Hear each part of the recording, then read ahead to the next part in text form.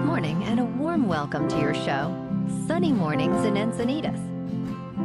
I'm your host, Melissa, and it's Friday, July 26th. You'll be interested to know, 34 years ago, today in 1990, the Americans with Disabilities Act was signed into law by President George W. Bush, providing civil rights protections to individuals with physical and mental disabilities, and guaranteeing them equal opportunity in public accommodations, employment, transportation, state and local government services, and telecommunications.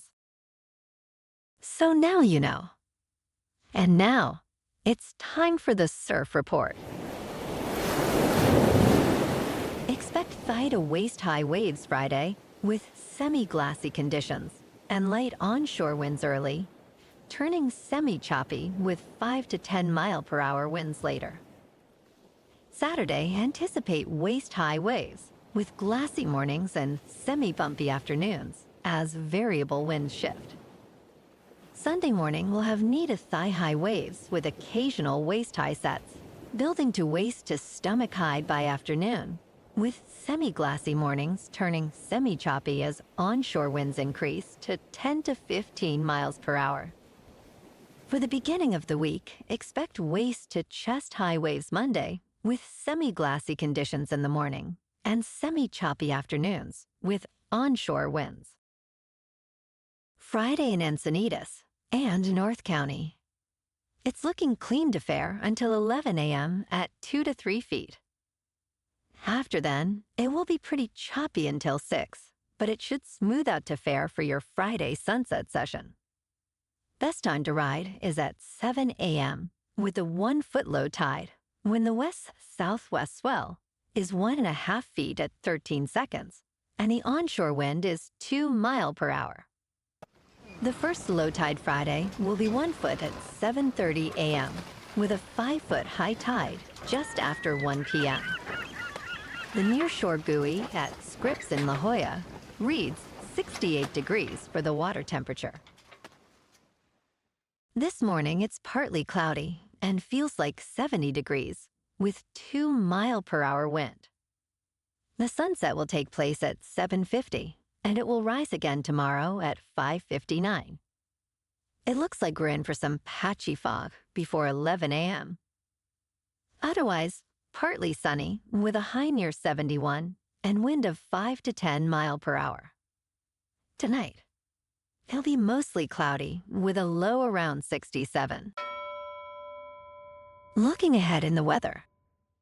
Expect patchy fog each morning Saturday through Wednesday, gradually clearing by late morning. Daytime highs will be in the upper 60s with light south winds turning west. Nights will be mostly cloudy with lows in the mid-60s and fog returning late. Bonjour, food enthusiasts. This podcast is brought to you by Versailles Cafe and Pastries in Encinitas. Nestled on El Camino Real South, just north of Encinitas Boulevard, this cafe is a haven for culinary delights. Indulge in their amazing Eggs Benedict or their gluten-free crepes. You can grab a panini for lunch or just breeze on through to get your morning coffee. They are open every day from 8 to 5. So stop on by and don't forget to tell them Sunny Morning sent you. In local news, San Diego's troubled carrier, the USS Boxer, faces another long stay in a repair yard. The San Diego-based assault ship, which has spent more time in repairs than traveling the open seas in recent years, will be sidelined again upon returning from deployment, the Navy said. The 843-foot aircraft carrier, currently en route to the Indo-Pacific, is scheduled to enter an unnamed shipyard in April for repairs and upgrades, lasting 18 months. Following a 5-year service gap, the ship deployed on April 1st, but returned to San Diego Bay 10 days later due to rudder issues.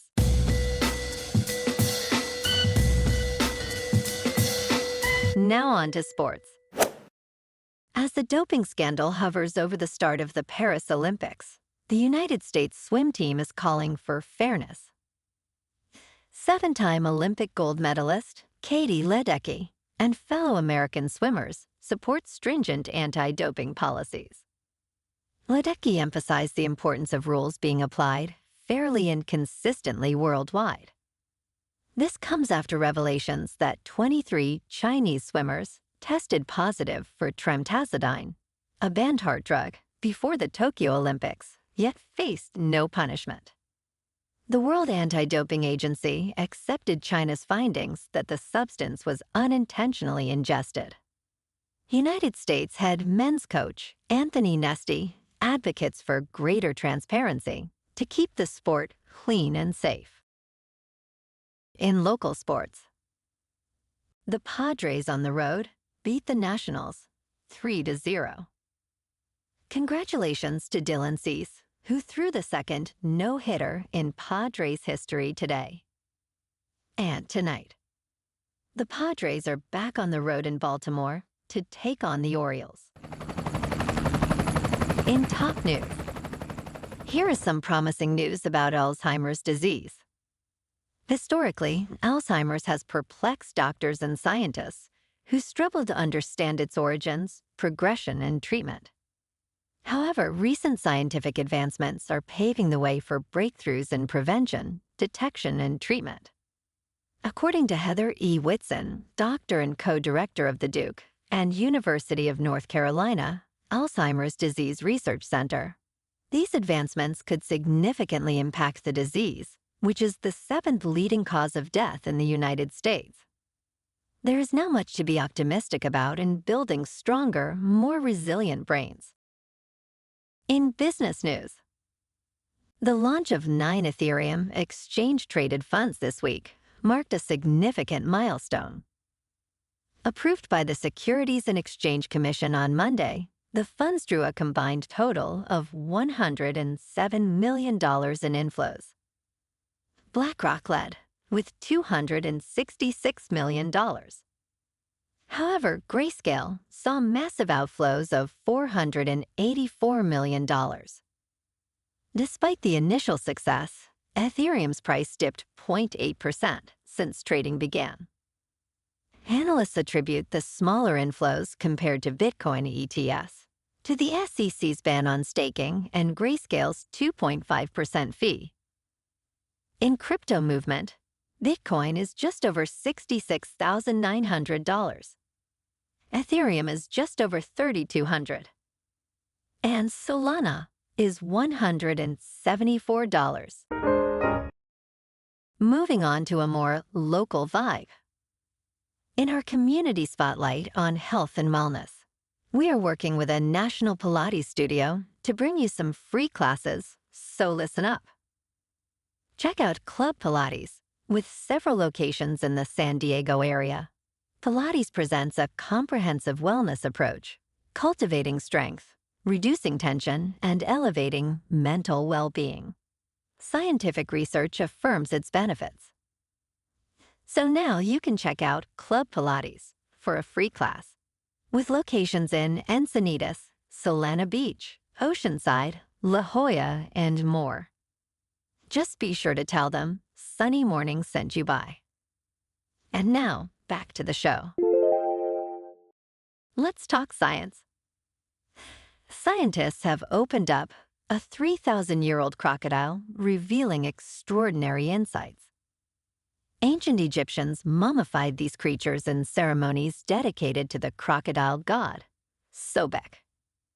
Using X-ray and CT scanning technologies, archaeologists at the University of Manchester explored the insides of a 7-foot crocodile kept at the Birmingham Museum and Art Gallery.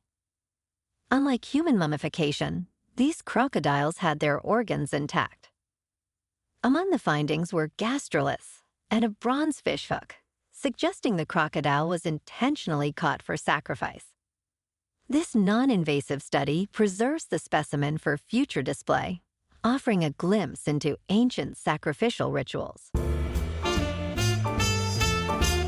in entertainment news, Bob Marley expert Roger Steffens has sold his extensive reggae archive, valued at up to $3 million, to Joseph Bogdanovich. The sale for an undisclosed multi-million-dollar sum includes the largest collection of Marley artifacts in the world. Bogdanovich, a longtime friend of Steffens, plans to create a museum in Montego Bay to house the collection. Steffens' archive began in 1973 and includes rare items like a signed poster from Marley's 1978 concert.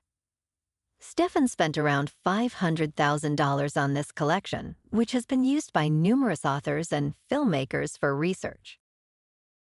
Well, alrighty, folks, it's time for the quote of the day.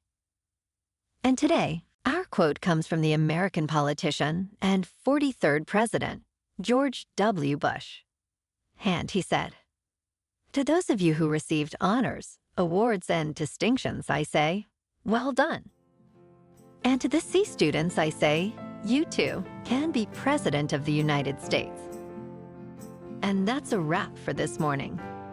You can check out our Instagram, YouTube, and TikTok for some captivating aerial videos with local news and the surf reports. Have an amazing weekend, my good friends. We'll see you Monday with another episode of Sunny Mornings in Encinitas.